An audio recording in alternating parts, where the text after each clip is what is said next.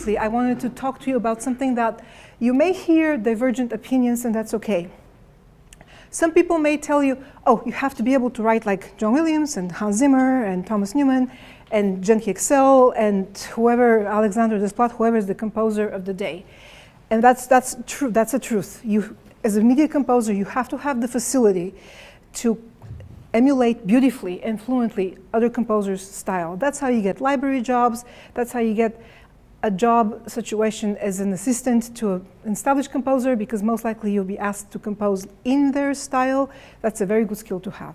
However, having said this, I need to tell you, and that's my opinion, and if you talk to 20 composers, they will all say the exact same thing.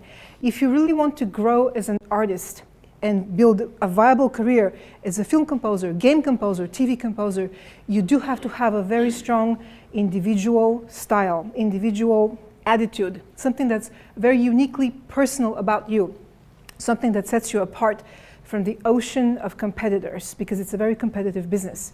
So in the same breath as I said, well, be fluent and be able to emulate other composers' music, I also have to say the only way to propel yourself forward as an artist, as a composer who gets feature films, games, TV shows, is to have your own individual style.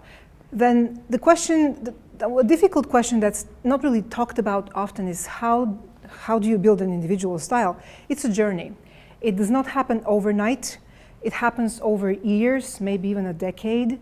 I encourage composers to be conscious about it, because it's a very conscious journey as much as it's a very personal journey.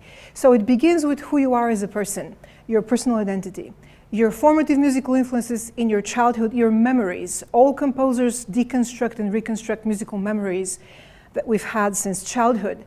And then what are your musical interests, your musical passions? We tend to write the kind of music that energizes us and that we're passionate about. One of the most important questions, and I'll keep coming back to you because this is also tied to working with other people, is your musical taste. And the reason why this is so important is because we as collaborative composers who always serve another person's vision, artistic vision, that's the director or game maker, it's our duty and our job and a sacred responsibility to learn the taste, to learn as much as we can about the taste of our collaborators. So this conversation about what you like is not, it's really important, and it's important to ask the questions that you need to learn to get to know people's taste. Obviously the influences, all of us are inspired by books, by history, by technology, ideas, artists. That's how our style coalesces. Other elements that become a part of your musical style is your cultural, national identity, obviously your musical skills. Certain people are more skilled as electronic dance music artists, other people are more skilled as orchestral thinkers, and that's beautiful, and you have to mine and explore your musical abilities. So ultimately, as you go on this journey, which is a very personal journey of finding your style becomes that manifestation of who you are as a human being first, as an artist second, and as a musician. Like, that's the superstructure. So again, that's a kind of a brief overview of how your style gets formed. Now, then maybe you're wondering, why does this all matter? Why do we have to have an individual style? Well, it's the year 2017. You're entering one of the most competitive fields possible, thinkable. I mean, media composer, film composer, game composer. There was an opening at Riot Games for full-time staff composer, 600 composers applied. Jason Hayes got the job, coming from Blizzard, with an amazing body of work from Blizzard. So you're competing with 599 people. Just that's the statistic, I'm not making this up. So why does it matter to have an incredible mastery as a composer and an individual style? Because in today's films, but especially video games, and maybe even more so television, TV and games, music is used as a branding device. And let me explain what this means. There's so much product out there, so many titles, good movies and bad movies and decent games and cheap games. And music is this one device, this one amazing part of the experience that can set the game apart from its competition.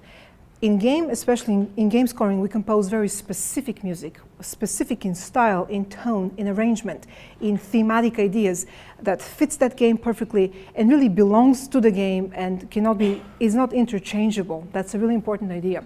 So music is used as this one emotional experience and memorable experience that sets the game apart from its competition. Obviously, the music elevates the production value, that goes without saying. Crappy music kind of does not add anything. Artistic music makes the film or game amazing. And again, what everybody wants is that for us to have a memorable experience, a very cherished memory, long after the movie is finished, or we've put in 40 hours of gameplay, or we watch the TV show. We want to remember how it made you feel, and the music is part of that creating of the memory. So this is why it's so important to have unique style.